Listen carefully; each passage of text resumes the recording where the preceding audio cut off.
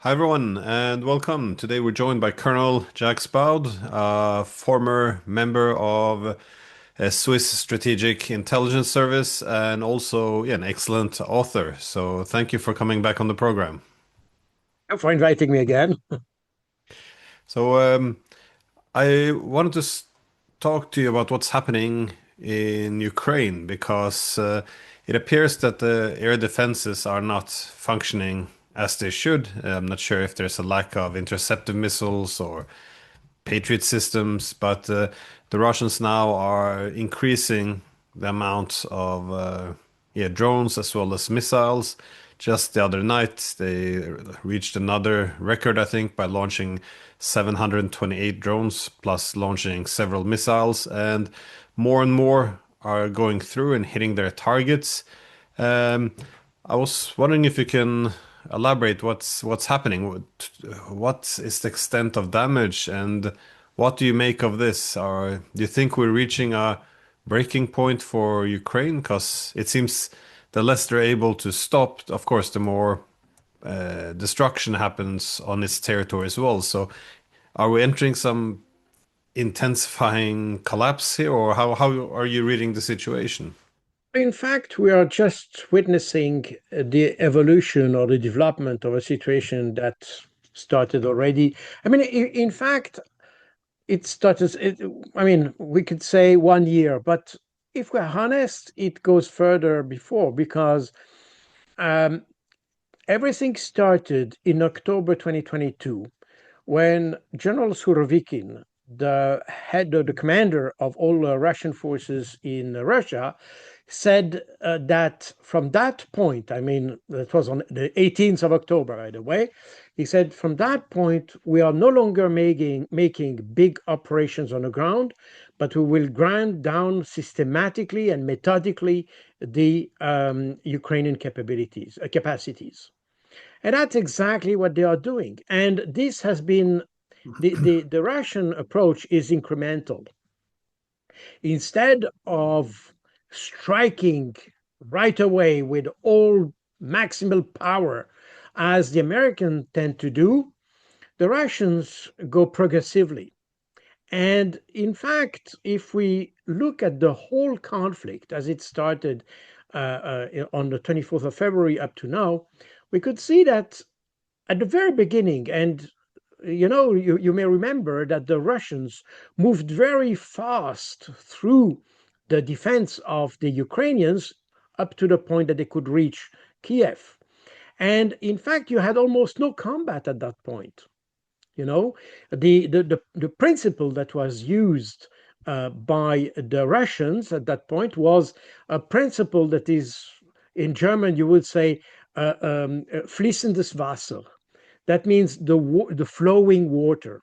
That means you don't stop in front of a stronghold or a fortified area or things like that. You bypass it and you move ahead in the depth of the enemy territory. And that's exactly what they have done, almost without fighting.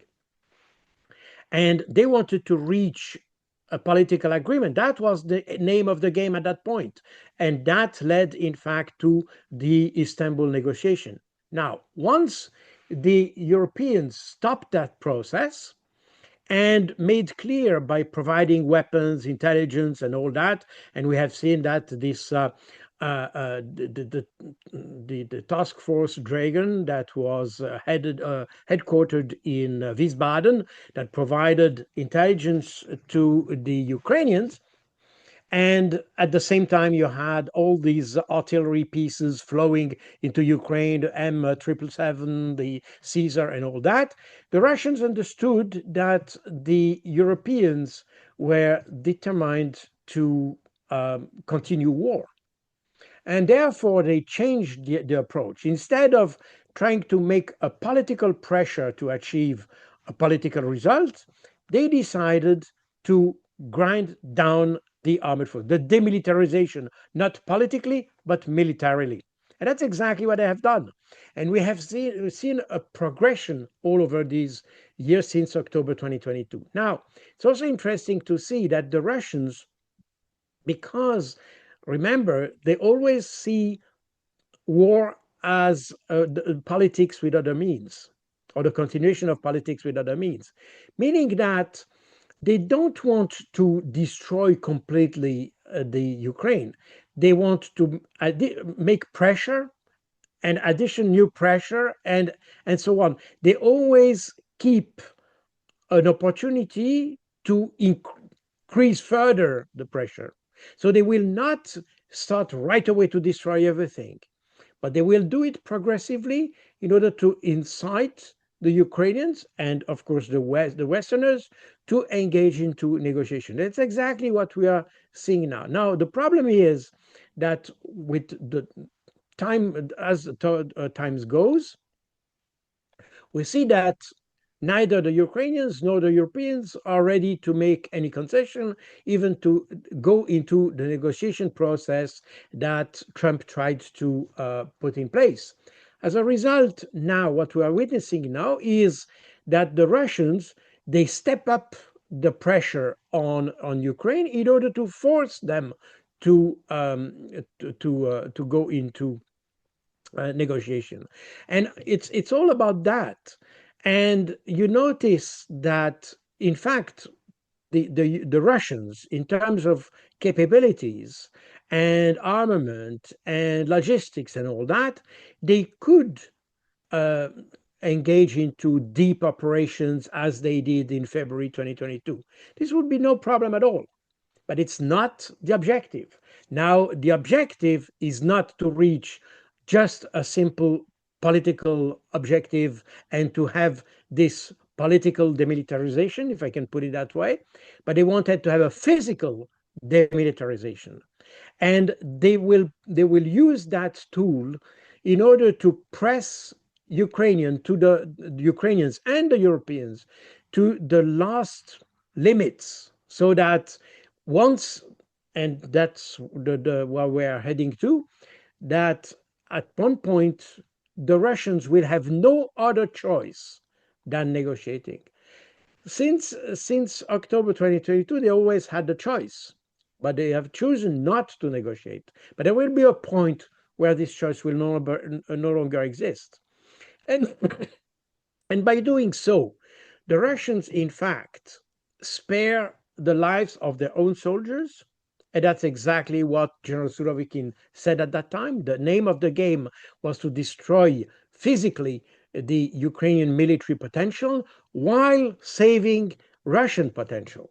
And that's exactly what they are doing. So they are not in a hurry to take territory, because it's not the idea.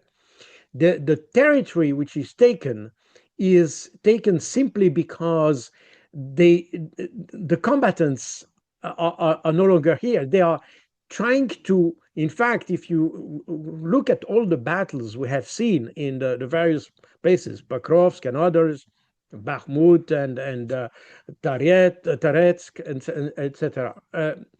The idea is to attract the Ukrainians into fire pockets and to destroy them systematically.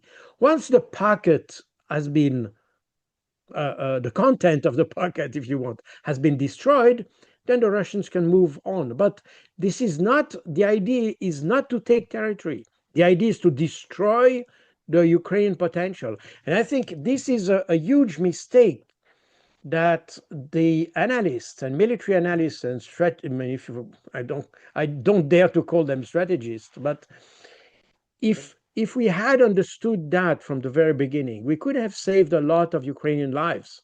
But the fact of the matter, we keep saying that the objective of the Russians is to take territory, and therefore we tend to force Ukraine to stick to every single square meter. And that's exactly what the Russians want, because that's where exactly they can use their artillery and use their assets to destroy the equipment. And now they do exactly the same thing. In fact, into in the rear area of Ukraine, and you have seen in the recent month that especially the Germans have said that they will move part of their armament industry into Ukraine. And Rheinmetall, in particular, has an agreement with Ukraine to have factories on Ukrainian territory. And therefore, that's it. Now, the Russians are also, by the same token, depleting the European potential, you see. So it's an extremely elaborate strategy from the Russian side, which to some extent has been, because we don't want to understand that, because we don't want to listen to the Russians. In fact, the Europeans have done exactly what the Russians, they couldn't have hoped better situation, because now the Ukrainian army is getting destroyed systematically, and there is a kind of a snowball effect, because the less troop they have, the less equipment they can manage and use. We have exactly what Zelensky used to say, and some also officials, Ukrainian officials, said, "Well, it's fine if you send us weapons, but what we need are not weapons. This is troops, because we don't have the people to put with those weapons." So we are now in this process in which the Russians are not only depleting the Ukrainian equipment, material, and troops, but they're also preventing somehow that new equipment, even if it comes into Ukraine, it will not be used, because nobody will be able to use this equipment. So that's what we are witnessing. And I think the Russians have perfectly managed that. And we are exactly in that process. So we are definitely probably not yet at the breaking point, but we will come to the point where Ukraine will have absolutely no choice. It will be forced to negotiate. And we see this point is approaching, because we see now that we had those calls between Macron and Trump with Putin. They have not understood yet that they don't, even if there is a negotiation, they no longer have the freedom of negotiating the terms, because now clearly the Russians will define the terms. And that's what they haven't understood. And the more they wait, the less they will be able to negotiate the terms of any kind of agreement. And they can probably still at this stage decide that they don't want to negotiate, but there will be a point where they will have neither the choice to discuss or to negotiate the content of a negotiation, and they will not even be able to negotiate whether it should be a negotiation or not, because there will be no alternative to a negotiation. It does remind me, in terms of the territory, of it seems like a dilemma, because back in 2019, everyone, well, I think I've seen this RAND report, which is, yeah, the think tank of the American intelligence community, where they kind of outlined that, well, the conflict in Ukraine then was a good way of bleeding Russia by pulling in, yeah, its resources. On the other hand, it also warned that if there would be a full-scale war, the problem would be that Ukraine could lose strategic territories, and that would be a loss. So as long as they could keep a war going and just gradually bleed Russia using the Ukrainians, that would be a plus. But the loss of strategic territories is when it would be a minus. So if you're sitting in the Kremlin, you would think that if you take territory, this creates pressures on the West to negotiate. But also, it becomes more difficult, it would seem, to negotiate, as yeah, the loss of these territories shifts some of the strategic landscape. But I do agree, though, that the main objective for Russia is, of course, to yeah, destroy the opponent, as this has become a war of attrition.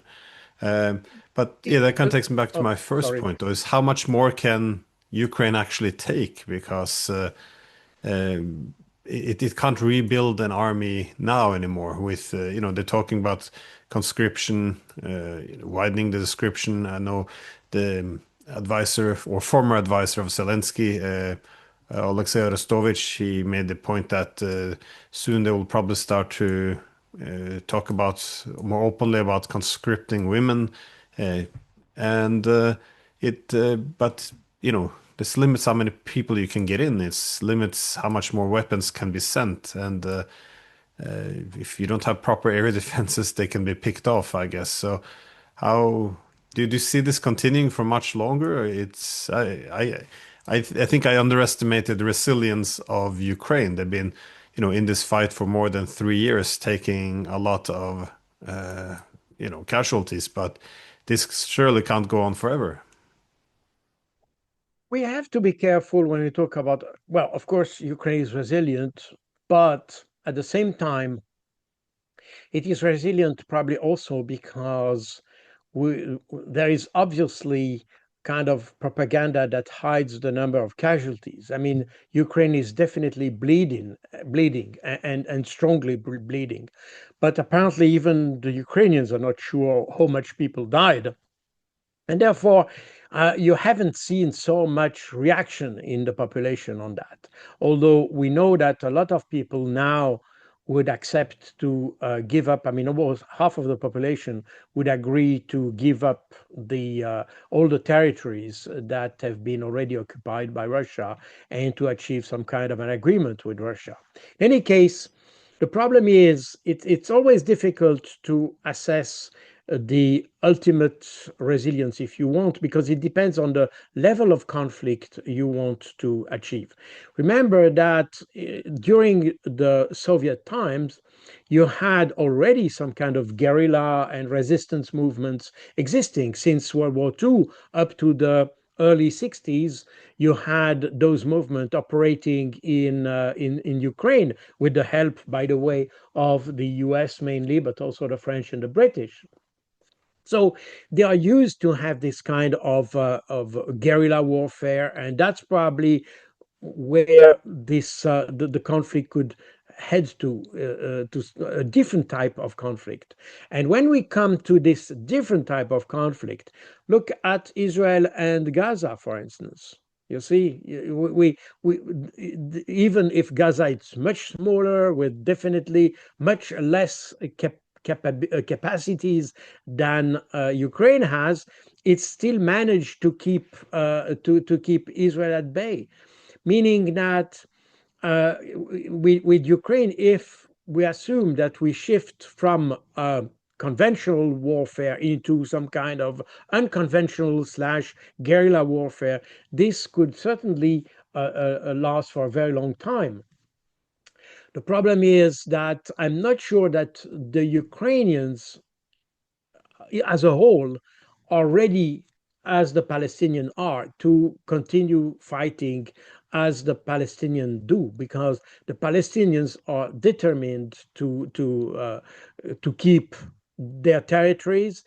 The Ukrainians, remember that again, here it's important also to see the recent history, because for a lot of Ukrainians, Ukraine used to be part of Soviet Union. A big part of Ukraine is Russian speaking, meaning that for a lot of Ukrainians, the idea of national unity has a complete different meaning as you may have probably in Norway or in France or even in Switzerland, with despite the different ethnicities you have in Switzerland, because the country has been built up since 700 years. So, and in France it's almost the same, meaning that the sense of national unity, the sense of nationality as a fundamental concept is very different in the old Europe as you may have in Ukraine, for instance. And probably when we talk about ultranationalists and all that, we are talking about a fraction of the Ukrainian population. And probably these guys are probably more, let's say, prone to defend and fight for their real territory. They never considered the eastern and southern part of Ukraine as their territory.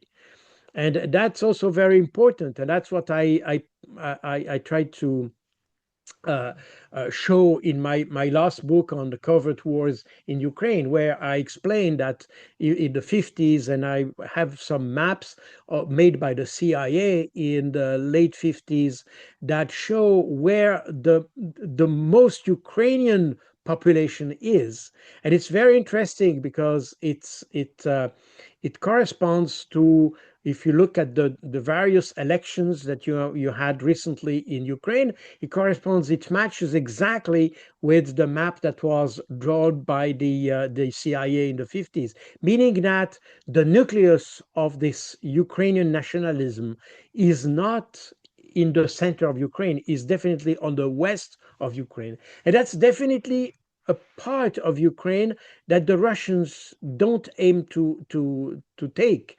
When you listen to Vladimir Putin, he always talk about Novorossiya, and Novorossiya is composed by the four oblasts, those who are currently more or less, let's say 70%, 80% under Russian control, which are Kherson, Zaporozhye, Donetsk, and Lugansk. But in addition to that, when you talk about the concept of Novorossiya, then you add to this the oblast of Odessa, of Nikolaev, and Dnipropetrovsk, and Kharkov. So four additional oblasts. And remember what recently Alexei Arestovich said. He said, well, if we don't negotiate now, probably the Russians will add four additional oblasts to what the one they have. And that's exactly that. And that's where we come into the definition of Novorossiya.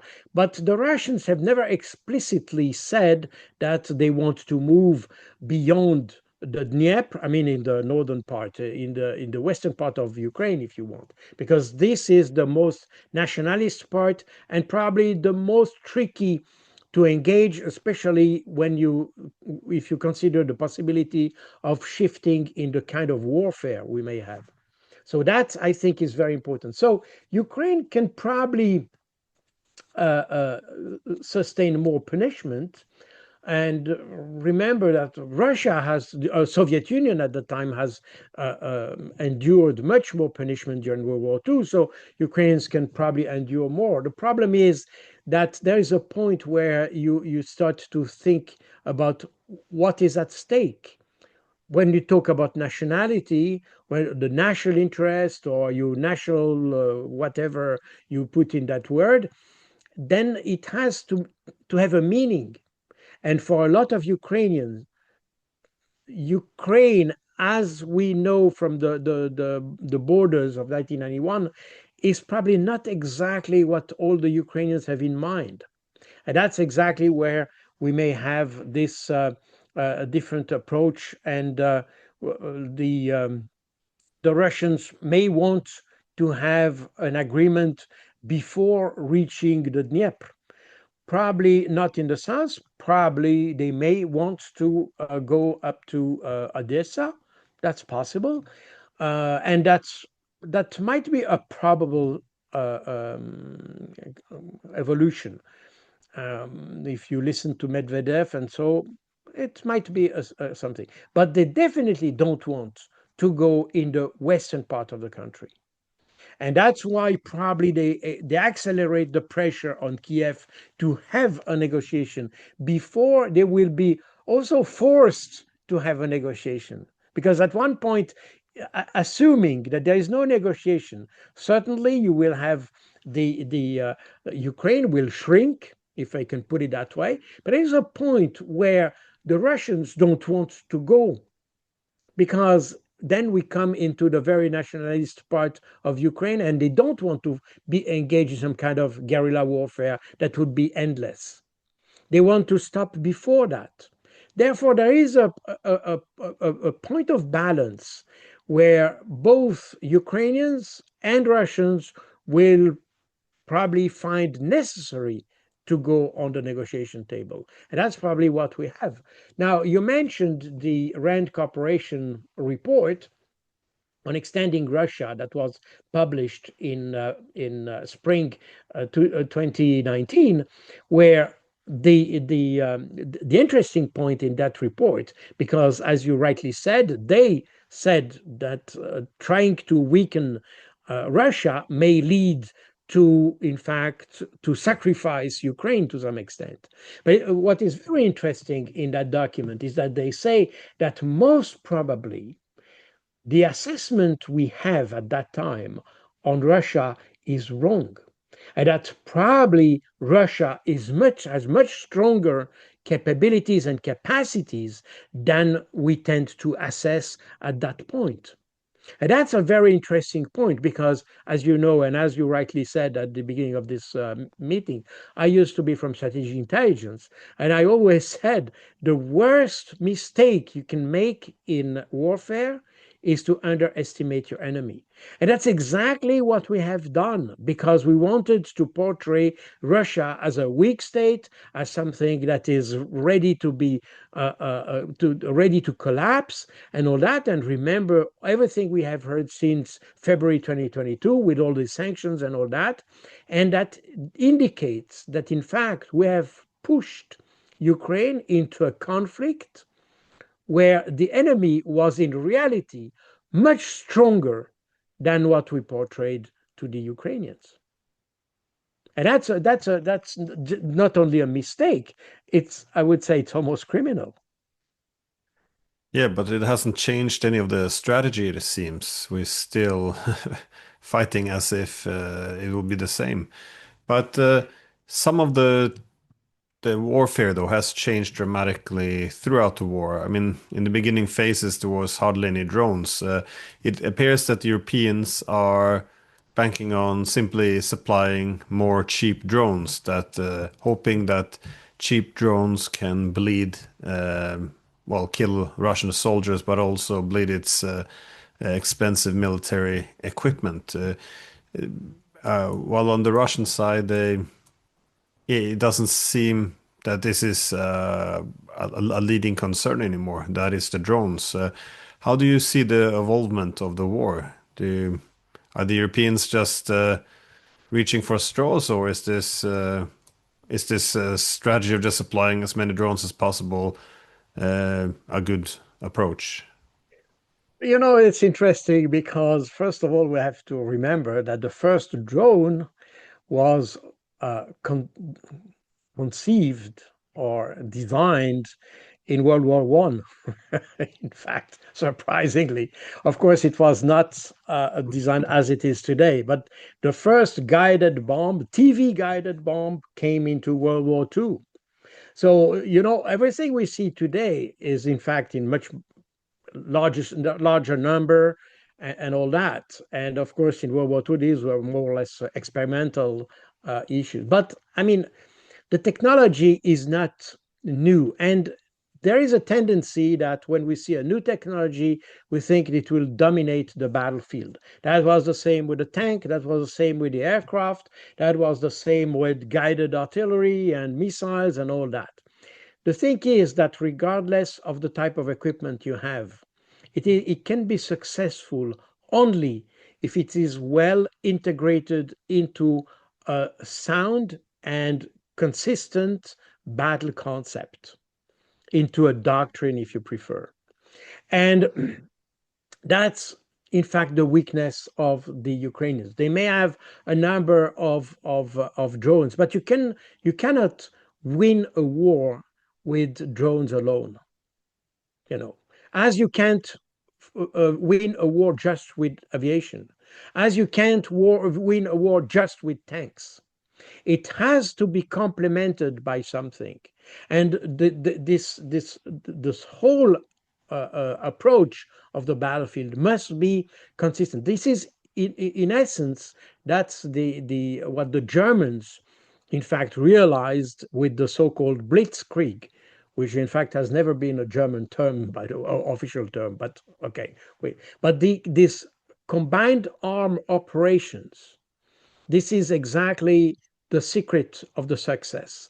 Then you can play with different type of weapons combined in one concept, and the your tool is not the individual weapons, but it's the all the weapons combined. And that's exactly the difference you have if you look at the battlefield, exactly the difference you have between Ukrainians and the Russians. The Russians have an approach of the operational art at large and an approach to the battlefield in as a whole thing. I mean, the artillery, infantry, tanks, drones, and all that are combined into one system. They have a systemic approach of the battlefield.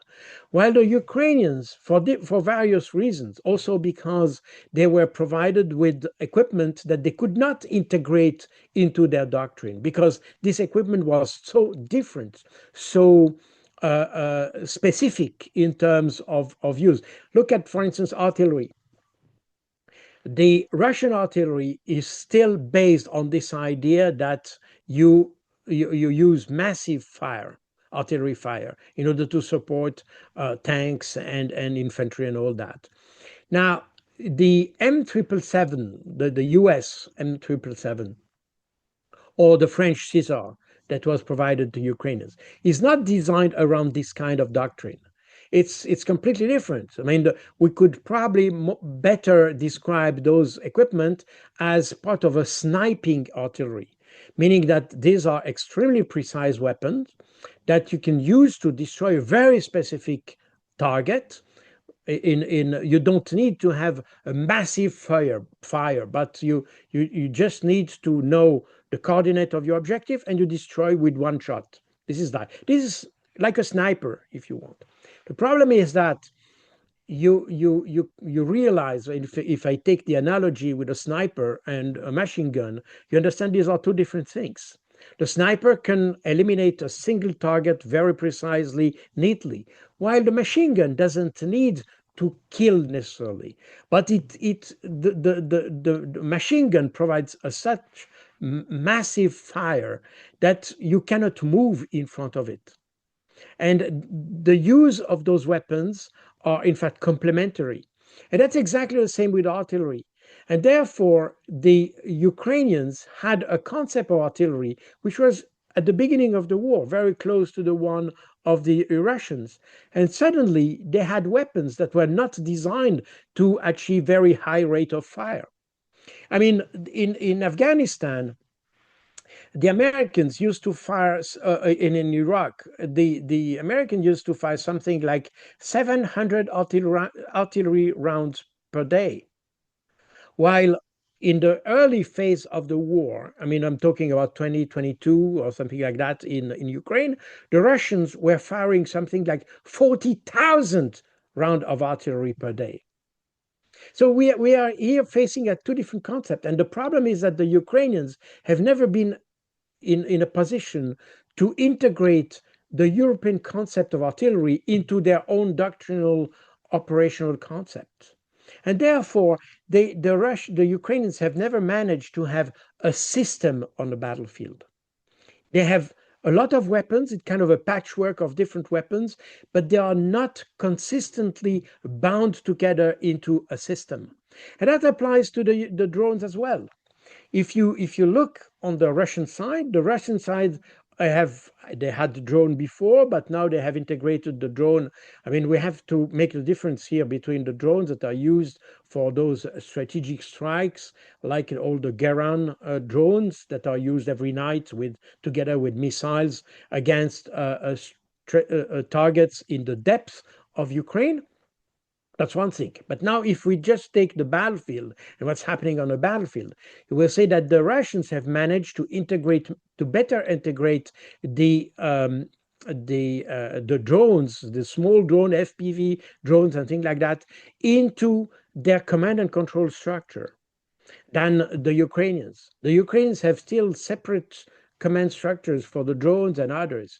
And that's where you have a fundamental weakness in Ukraine, because the Europeans and the Westerners have put emphasis on providing a lot of different type of weapons, but they almost neglected the integration of these weapons into something. Then, of course, you have a lot of drones, and they probably destroy a lot of things, and they probably kill a lot of Russians. It's possible, but they are not integrated into a system that in itself is able to provide success. Because at the end of the day, the success, the operational success, is not the addition of all the tactical successes. There is not a linear relation. The same, it's not because all your battalions have a success that you will have an operational success and so on up to the strategic level. In fact, there is a non-linear relationship between the success, and that's exactly what the Russians have understood, and that's exactly why exactly what we have seen, for instance, in the very beginning of this conflict, by having deep penetrating operations into Ukraine, these, even if they didn't kill much people, but it had a multiplier effect on the decision made by the Ukraine, because at the end Zelensky was forced at this stage to go into negotiation, even if he had not suffered as many casualties as he had now. So we see that here there are two different approaches. We tend in the West to see the success as something which is linear, that you can add. It's just related to the number of square kilometers you protect or keep, and the number of people you kill. While on the Russian side, they have a much more qualitative approach of the conflict, meaning that for them, they don't need to have a lot of people, they don't to take risks for their own people. They have as an objective to destroy the Ukrainian potential, but it's not related to the number of square kilometers they gain. And this may even not be the case at all. I mean, in the best case for the Ukrainians would like to proceed in order to regain territory, and the Russians will just wait for them and destroy them, and they don't need to have territory. So we have totally different approach of the battlefield, and that, I think, is something that the West, because the West, by waging wars in Afghanistan and in Iraq and elsewhere, they have lost this ability to understand the operational level at war. They conduct tactical wars, and that's a fundamental weakness of the Western military. While the Russians have always considered that the operational, and it's also interesting to see that they call that operational art. It's more than warfare. It's operational art. It's an art, and it's not just a technique. The tactics is a technical level. They are not interested in that. I mean, it's not that they're not interested, but I mean, they see it as a very mechanical level, if you want. While the operational art is exactly where you need to have concepts, that where you can express the, let's say, your imagination, your fantasy, if I can use that word in that context. And that's the operational art is the core of the military thinking in Russia. And in order to achieve that, you need to have a system that you can use. You cannot use just simply just tanks or just drones or just that and this. This has to be a system. And therefore, in when we look at the Ukrainian conflict and we look at the Ukrainian side, they tend to rely exclusively on drones. But I'm not. I mean, I mean, again, I may be wrong, but I don't have a crystal ball. But in my view, this is not conducive to success. This is a kind of a, let's say, satisfaction, a, a, a temporary satisfaction, because you destroy this and that, but you don't achieve operational success. You have a lot of small tactical successes, maybe, but they don't materialize into something bigger. And that's exactly what we have seen in the last 2 years in Ukraine. Therefore, yes, the battlefield has changed. Yes, today there's more emphasis on drones, but on the Western side, I think we haven't taken all the advantage, or less, we haven't taken advantage of these the drones into a more comprehensive understanding of the battlefield. Do we know anything else about the Russian strategy? Because, well, at least they appear to have one, and on the battlefield, because not only are they overwhelming now with air power, but it looks as if and some several points on the front lines there's points which are breaking, and the Russians they built up a very powerful force. A lot of the armored vehicles are being sent to the rear. Are they looking for when the front line breaks to take max advantage of this, or is this simply building up capabilities in case the conflict, I guess, widens and they end up in a direct war with the West? Or because I'm seeing a little bit what you spoke about earlier as well, that they're not in a rush always to take territory. I see they often form cauldrons which they could close off completely, but instead they seem to wait for the Ukrainians to continue to send men into the cauldron to hold strategic territory, instead use it as an opportunity to just bleed out the forces of the enemy. So but I guess on on the wider picture here, what do we know about Russia's approach besides trying to destroy? Well, again, this is a war of attrition. So besides destroying the military hardware and Ukrainian soldiers, which they're fighting against. You see, if we put it extremely simply, uh, the Russian approach, and remember what Vladimir Putin said on the 24th of February 2022. He said we have two objectives: demilitarization and denazification. At that stage, that meant something very tactical, in fact, or probably tactical operational, if you want, at that stage. Today, this is the same objective, but this objective has moved towards something more strategic. And if we continue into that logic, we see if there is no Ukrainian army anymore, then there will be no NATO request anymore. You see, I mean, I put it that's extremely simply, but I think that's probably a little bit how the Russians see the problem. They say, well, you want to continue fighting? Fine, but then we'll destroy everything. And if you want to go into NATO, there will be nothing left to be part of NATO. And again, this is an oversimplification of the Russian thinking, but it goes a little bit in that direction.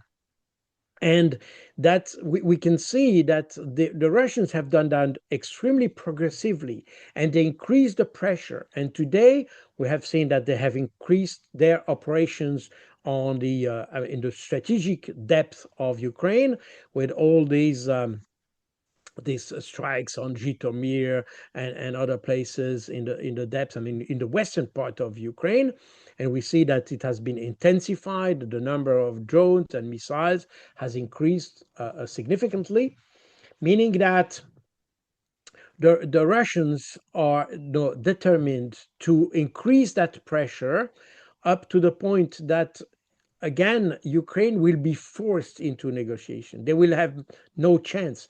And at the same time, they deplete systematically what you have on the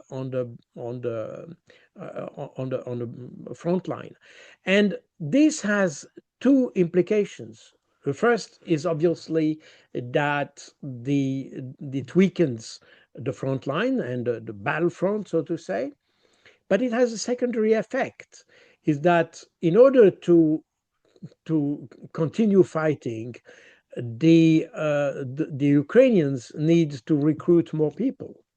And by recruiting forcefully people, because now we see that the Ukrainians don't want to go into fighting. And there was recently, I don't have the reference right now in mind, but it was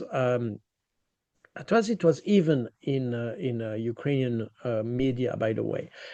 They said that about 80% of the new uh, people sent to the front line today are forced recruited people, 80%.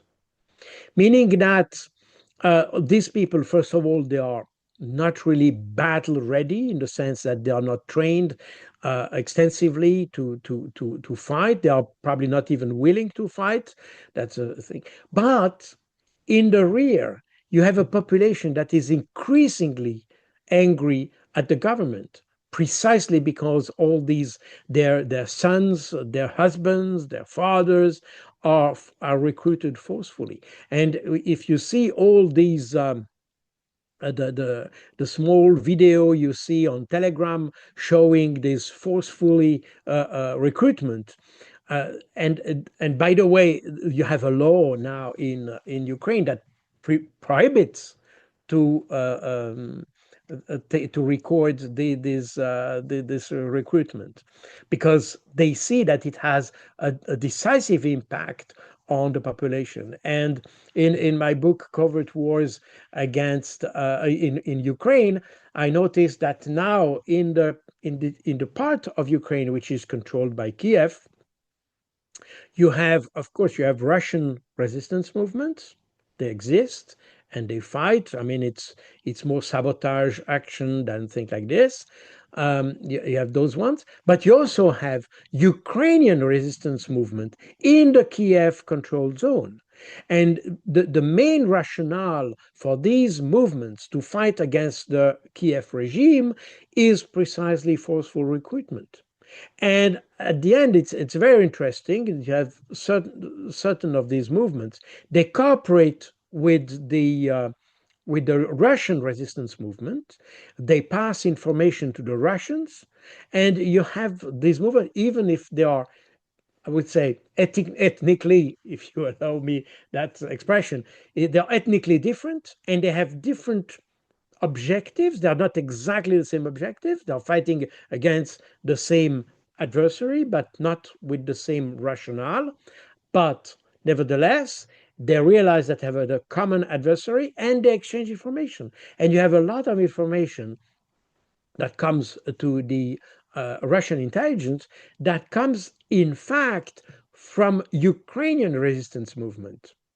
And so that means that depleting the forces on the front line has also an impact deeply into the Ukrainian society at large, and that contributes to the weakening of the Kiev government. And that, I think, it's a very important aspect of it, even if we may not see. And I also think that we have limited information coming from this, what's happening within Ukraine, because you have a very strong repression. SBU is extremely active. You have kind of counter, they call it counter-terrorist, but it's kind of counter-guerrilla type of activities to fight against those Ukrainian movement as well as against the Russian resistance movement. So we don't know much what's going on there, but it's happening, and it's part of the whole picture that the Russians have. And when the Russians, for instance, they try to track down all these factories, the drone factories or other factories, because I mentioned before that some Western companies tried to establish factories within Ukraine. I mentioned Rheinmetall. Of course, you will not have a big factory, a huge factory, and things like this. This will be scattered around different smaller factories. It is extremely complex process, and it's also very difficult to track down where those factories are. And a lot of information about the location of these factories are in fact provided to the Russians by the resistance movement, and mostly Ukrainian movement. If we talk about what's happening in the western part of Ukraine, I mean Lvov, Rovno, and all that, all these areas are very nationalistic areas, and but they are also the place where you have Ukrainian resistance movement, and that in fact helps to this information goes to the Russians. And incidentally, recently I read It's very interesting that you have, even in the most nationalistic part of Ukraine, you have people who start to think that Kiev should stop because Ukraine would disappear. And therefore, for nationalistic reasons, they would like a Kiev to negotiate with the Russians, meaning that you have also an opposition building up within the nationalist movement in Ukraine. So it's very paradoxical and very poorly understood in the West. But I think the strategy that is used by the Russians in order to weaken the Ukrainian forces on the front lines and in the rear as well, it has strong implications and strong impact on the Ukrainian society at large. And it contributes to the weakening of the regime, if I can use that word for Kiev.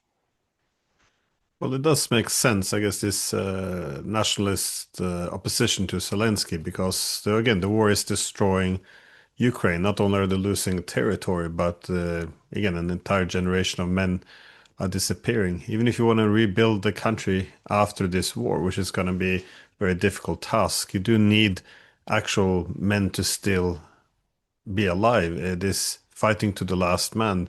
This is, it's not automatically some patriotic position to take. I was actually thinking something along the lines of what you said about the recruitment centers, because it seems as of lately the Russians have stepped up efforts in attacking the recruitment centers as well. And I thought this could have a dual effect. Yes, on one hand, they can slow down the recruitment, but if there's I guess a battle for the hearts and minds. I guess this, of all targets, this is the one that could meet more sympathy among the actual Absolutely. Ukrainian population. So, Absolutely. You're absolutely right. And I said that the attacks against those so-called TCCs, which are those recruitment centers, I said a lot of information about those centers is provided by the Ukrainian resistance. So this is something that we don't want to understand in Europe, because we still want this image of Ukraine united against the Russians, and remember at the very beginning of the conflict, I remember especially in the French media, they used to say that the Ukrainians will never accept any kind of Russian occupation, and they will fight in occupied territories. In fact, we see that it's absolutely not the case. The Russians have probably anticipated some kind of resistance movement, let's put it that way, and they have very quickly rebuilt the countries, cities like Mariupol, for instance, have been at very high speed. They have been rebuilt and modernized, and having provided with huge shopping centers and things like that, so that the population can see a benefit to be ruled by the Russians, if I can put it that way, even if a big part of the population in this area is of Russian extraction, in fact, have their family in Russia, have been in fact subject. I could even say that it was more like a Ukrainian occupation so far than today a Russian occupation. But it is a matter of it may be very politically incorrect to say so. But nevertheless, the fact is that the Russians have made every effort to make life in the place they occupy, to make life much better. They improved the road system. And I have been in Ukraine in 2014, and the road network was absolutely dramatic in the south. It was very difficult to move even on highway at full speed with the car, because you had holes everywhere on the road. It was not maintained. It was in very poor condition, and we are still not at war. So everything that the Russians have built in the area they occupy is used as a kind of a showcase for the rest of Ukraine. And that's very interesting, that a lot of people even in Odessa, for instance, although Odessa is essentially a Russian city, but there is a strong Ukrainian presence. But it is also a place where you have very strong resistance, Ukrainian resistance movement against Kiev. And all this resistance movement, as you rightly said, was in fact triggered by the forced recruitment. And I also interpreted the attack against those centers by the Russians as a kind of as I said, as you rightly said, a heart and mind operation. Absolutely. Well, it's I I was thinking with this yeah other attacks the well no, no sorry not just attacks the ability to rebuild the regions. I think this has been a it coincides a bit with the rhetoric which has changed in Moscow because when the war began there was a lot of talk about we're brotherly region, we're brotherly peoples. The NATO got in the middle. Let's find a settlement to this. But as the war of attrition drags on, and Russia doesn't see any political settlement, it goes more for the territory. The rhetoric has changed a bit. So you see now more talk about Ukraine being essentially an artificial state. So I guess, as you suggested, the ability to sell it as Ukraine was a failed experiment. Effectively, they had 30 years, 30 plus years to develop the country. It didn't work. Nothing was modernized, and now when they effectively returned to Russia, they're immediately modernized and they're brought up to speed, and the former problems goes away. I mean, it could be a powerful way of selling the annexations to Ukrainians. Now, I'm not saying most are going to go for this, but this appears to be the kind of the storyline that Russia is going for. But Absolutely. I completely agree with you. And the thing is, I think Volodymyr Zelensky made a huge mistake in 2021 when this law was passed by the parliament on the 1st of July, which is the law on the how's it called that? It's indigenous people. It's the law on the indigenous people of Ukraine that defines, in fact, who has the right to be called indigenous to Ukraine or not. And the law makes very clear that the Russians are not considered as an indigenous people of Ukraine. As a result, and that was said by various MPs after the vote, after the acceptation of the law, that from that point, that means July 2021, the Russians or the Russian citizens, I mean the citizens who are Russian extraction, would not benefit from the same human rights and the same rights provided by the Ukrainian constitutions as the other indigenous people of Ukraine. Meaning that the Russians were then considered as second-class citizens. And that, in fact, creates an incentive for all those people of Russian extraction not to return in any case to under the rule of Kiev. And in fact, this law has become the rationale for which the four oblasts that we have mentioned before, that the Kherson, Zaporozhye, Donetsk, and Lugansk, that's the rationale for the Russians not to give those oblasts back, because they say, well, we came, and that's exactly what Vladimir Putin said on the 24th of February. He said, we are intervening to protect the population of Ukraine, the Russians' population in Ukraine. And therefore, now, today, we will not, if they are under Russian rule, that means they will be considered as normal citizens. If we return those oblasts to Kiev, they will be considered as second-class citizens, and we don't want to do that. So this law of July 2021 has become kind of a trap for Zelensky and the Ukrainian government.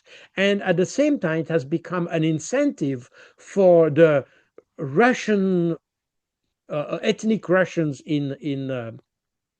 in Ukraine to be under Russian rule. And that's a very interesting point because nobody has mentioned that, and that's precisely the reason why nobody mentions this law in the West, because this law, it has been, by the way, some compared this law with the so-called Nuremberg laws of 1935. Where the Germans tried to make a difference between ethnic Germans and uh, non-ethnic Germans, let's say, and if that includes, obviously, or were directed at the Jews in particular, meaning that you had two class of citizens, and the one class had not the same right as the other. And of course, the law in Ukraine is not as tough as the German law was in 1935. In any case, this is the same spirit. It's the same idea that you grant rights on individuals based on what they are and not what they are doing. And that's something which is, for people like me, in Switzerland, when we have where we have three or even four different ethnicities, it's unthinkable to have a law that make a difference between Swiss German, Swiss French, Swiss Italian, or Romansh people. And this is something that is absolutely unthinkable. And in a democratic rule of law type of country, you cannot have this kind of distinction between individuals. But yeah, even if it's not as tough as we may think, the law in Ukraine make that difference. And this is a fundamental. And I think it contradicts all declaration in the West that Ukraine is democratic and all that. Because this is when you start to make a distinction between your citizens based on ethnicity, then you are no longer in what we consider as the values that we have for our states. I think we are beyond that in any case. In any case, this is a very important aspect of that of the situation, and I think it will feed the Russian narrative more and more. And remember, this map that Medvedev uh, has published, I mean, probably 2 years ago, something like that. He made a map, of course, that was provocative, as it usually does, but um, he made a map of what Ukraine may look like. And he showed a Ukraine that was reduced to a very small portion of territory in the center, because he anticipated that the Transcarpathian, for instance, would be returned to Hungary and to Romania, and a part of Galicia would be returned to Poland, and the Russian-speaking part would be returned to Russia, and therefore the Ukrainian part would be reduced to something extremely small. And we are probably heading towards something like this, by the way. Again, okay, it's probably too early to make this kind of assessment, but I think that's something at least we should think about when we start to think about how we want to stop this conflict. Because if there is no move towards a negotiated process, then we might eventually arrive to the point where Ukraine will partly at least disappear. The issue of the minorities is something that we tend to ignore in the West. But if you look at it from, let's say, just an Hungarian point of view, this is exactly the reason why Hungary has always refused to have weapons transiting on its territory to reach Ukraine, because the Hungarian minority in Ukraine has been constantly under exactions of the Ukrainian nationalists since 2014. And it has been the subject of several complaints to the Council of Europe by Hungary in order because they expected Europe to take measures in order to protect this minority. So the Romanian minority is probably too small to have any impact. But the Hungarians have been extremely worried about the situation of their own minority. So if we reach a situation where you have a decomposition of the government in Kiev, they might well claim those territories, and they may probably even trigger some movement in Transcarpathia movement that claim or want to be reintegrated into Hungary. Uh, I don't know. I mean, this is we are now in a completely speculative thinking, but the problem is that because we ignore that now, we may reach the point where those speculation may become reality. You see, that's why we need to be, in my view, more anticipative when we talk about this kind of thing, or consider the end of the conflict in terms of negotiations. Well, to bring up Alexander uh, Arestovich again, sorry. The former advisor of Zelensky. He made a similar comment, actually many times, that by alienating or calling millions of their own citizens as second-rate citizens, that they lost, the loyalty of many people who could have been loyal supporters and defenders of Ukraine, and instead maybe not make them switch sides, but at least make them question their loyalty to Ukraine. So, but also on another level, the complete silence from the so-called liberal democracies in the West, who are supposed to stand up for key principles, which were supposed to be elevated above geopolitics, which turned out that they pretended it didn't exist, that this is somehow Russian propaganda or something. Just my last question is just on the solution here, or the end to the war. Do you think the time for a peaceful settlement has been lost? Is this going to be resolved by a military solution? To be honest, I don't think that such a conflict can be solved exclusively by military action. I mean, this was, remember, Josep Borrell, the former head of the European Union External Action Service, the foreign minister of the European Union, if you prefer, he used to say that this conflict would end on the battlefield. Um, and of course, that was the European position because they considered that Ukraine would win and therefore defeat decisively the Russians. I'm not sure that the Russians are see the problem like this, and that's the reason why they have always been open to any political solution to the conflict. And my view is that you cannot solve such a conflict just by force. You need when you have this kind of the ethnicity and this kind of problems, you cannot solve that just militarily. You can probably solve a conflict militarily when the problem is merely material or physical, if you want to take territory or things like that. But as soon as you have an ethnicity element in the rationale of the actors, then it has to be something that both parties agree upon. And therefore, I think we will not avoid a political solution. The problem is at which point.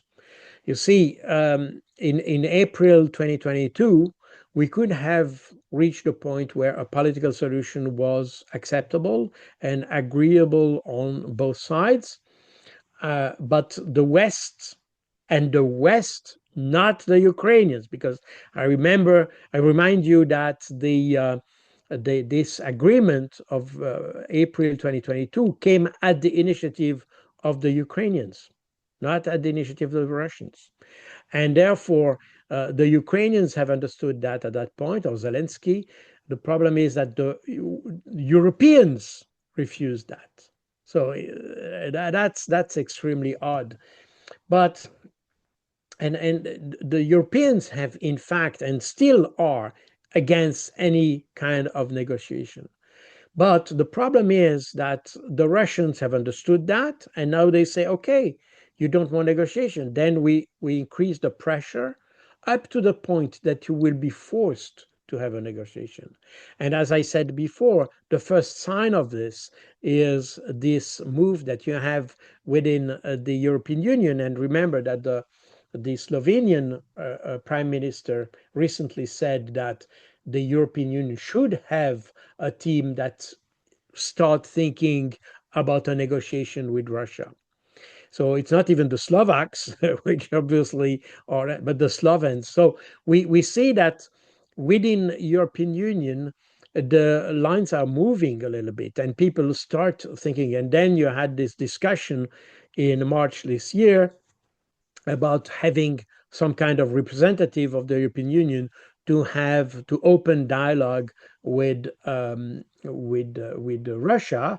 And as Kaya Kallas suggested that she would be the contact point, Prime Minister Sanchez of Spain said, "Well, you must be joking, because this is certainly not you who will be the first the first point of contact with Russia. It's not possible." That was Emmanuel Macron that proclaimed himself as this contact point. He did nothing up to last week or so, and now he has started the negotiation. But again, since he doesn't understand the whereabouts of the conflict, this led nowhere. But at least it shows that the Europeans have realized that there will be a point where negotiation will be unavoidable, and that the more they wait, the less they will have the choice of the time in which they want to start the negotiation. And today, definitely, the Russians are the masters of the time, and this will increase with time. If the Europeans want to have any chance of having some word to say in that process, they have to act very fast. But they are not ready to do so. And acting fast is not just calling Russia fast, is also to realize that the situation has changed, and you cannot have the same demands toward Russia as you had probably 2 or 3 or 10 years ago. The demands have changed because the situation has changed on the ground. And today, as we say in French, the Russians hold the knife by the handle. That means that they are in control of the situation, and this will increase with time. So the more we wait, and the more the Europeans wait, and the more the Europeans try to avoid any kind of discussion between Ukraine and Russia, the more they wait on this, the more it will increase the power of Russia. And that's something that could be identified. And in my first book on the conflict, Operation Z, I wrote it already. The book was published in autumn 2022, because that's exactly what we could anticipate based on the situation on the ground at that time, because the Ukrainian army had been already depleted in May, June 2022. That's the reason why Zelensky came in April, just before the army was completely destroyed, and that he had to rely on Western aid.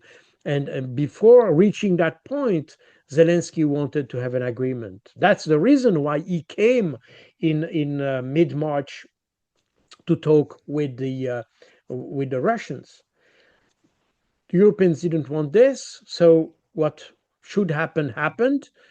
That means that Zelensky himself said in June 2022 that from that point, that was early June 2022, he said from that point we depend exclusively on Western military aid.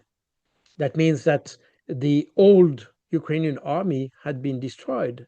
And the situation worsened in 2023 and in 2024. And today it's even worse because now the Westerners have no longer the ability to support just because they don't have the equipment. And that's all the debate we have with all those Patriots, interceptors, HIMARS missiles, Stinger, and all that.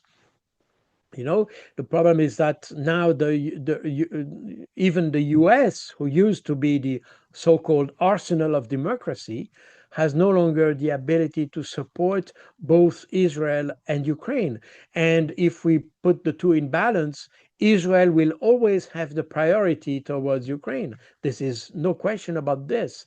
Therefore, we are in a situation where the more the time goes, the more the Ukrainians will be, in fact, in an awkward position, will be in fact, in a dead end, you know. And that's exactly where the Europeans are leading Europe, or the Europeans are leading Ukraine now. They are leading them into a dead end. And that would be tragic for Ukraine. Very much agree. Well, Colonel Baud, thank you so much for being very generous with your time and sharing your insights. So thanks again. It was my pleasure. Thank you very much for inviting me. Thank you.